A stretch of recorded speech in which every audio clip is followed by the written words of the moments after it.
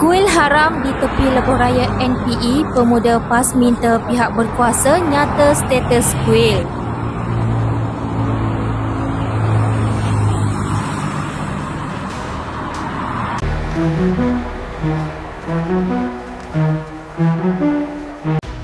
Pemuda PAS Lembah Pantai menggesa pihak berkuasa menjelaskan status pemilikan tanah, kelulusan pembinaan serta kebenaran menduduki sebuah kuil yang dibina di tepi lebuh raya baru pantai NPE. Ini berikutan sebuah pertubuhan mendakwa kuil tersebut akan dipindahkan keluar dari kawasan berkenaan selepas ia tular di media sosial. Tegasnya, perkara terbabit perlu disahkan melalui rekod dan dokumen rasmi daripada pihak berkuasa seperti Pejabat Tanah dan Galian PTG, pihak berkuasa tempatan PBT serta pihak yang menguruskan lebuh raya berkenaan. Dalam satu kenyataan, Ketua Penerangan Pemuda PAS Lembah Pantai Muhammad Aiman Muhammad Rashid berkata beliau akan terus memantau perkembangan berkenaan dan menuntut supaya janji tersebut benar-benar dilaksanakan. Jelasnya, tindakan itu dibuat bukan bertujuan membangkitkan sentimen perkauman atau menyentuh sensitiviti mana-mana agama.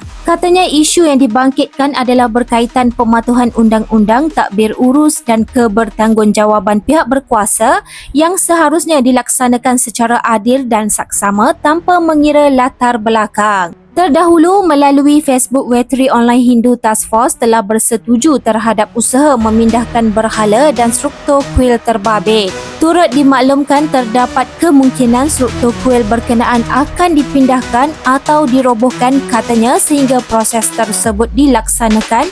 Kita akan terus menyalakan lampu dan menjaga kawasan tersebut.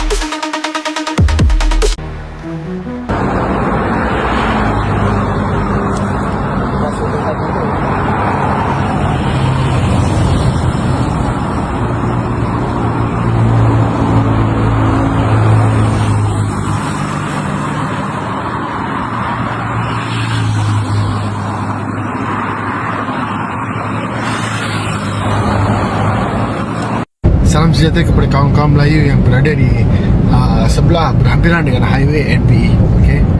Berurusan dengan kuil tepi highway tu biarlah kerajaan yang uruskan. Okay. Kami memang hormat kepada perlembagaan undang-undang di negara kita ni. Okay. Biarlah mereka yang handle isu ni. Yang kawan-kawan yang lain tu yang nak sibuk sangat dengan isu kuil berhampiran dengan highway NPE itu, kamu ada lagi banyak lagi masalah.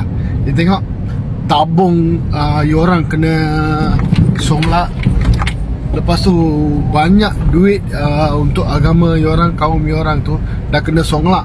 Mungkin yorang boleh meluangkan masa yorang untuk isu-isu tersebut. Yang isu yang ini biar kerajaan yang handlekan lah. Okay? Tak payah nak luangkan masa yang time. Ada istilah time is golden. Simpanlah time masa tu untuk isu-isu yang berpatutan dengan kaum anda. Okay?